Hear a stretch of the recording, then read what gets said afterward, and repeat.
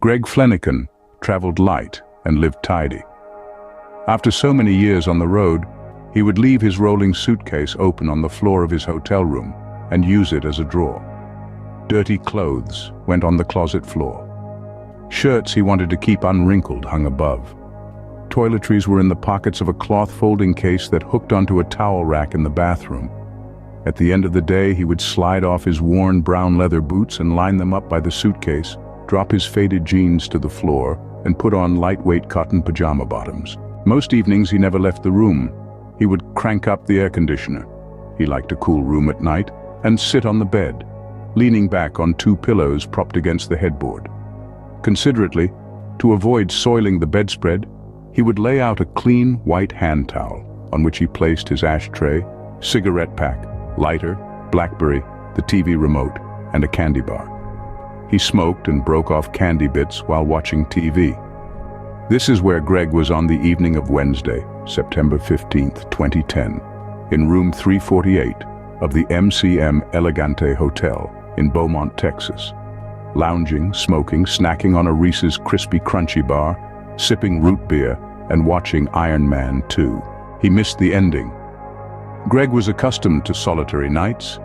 As a young man, he had worked as a chief engineer on ocean-going vessels, spending months at sea. In middle age, he had reinvented himself as a landman, a familiar occupation in South Texas, easing the exploitation of mineral rights on private property for gas and oil companies. Slender, with a close-cropped white beard and the weathered skin of a lifelong outdoorsman, he had partnered with his brother Michael in a thriving oil land leasing business based in this small city east of Houston. Every Monday morning he would make the 2-hour drive in his pickup from Lafayette, Louisiana, heading west on Interstate 10 through scruffy Gulf Shore farmland broken only by cell phone towers, oil derricks, and billboards advertising motel chains, bayou restaurants, adult superstores, and other local attractions. It took him through the stink of the big ConocoPhillips refinery at Lake Charles, a forest of piping, giant tanks, and towering chimneys.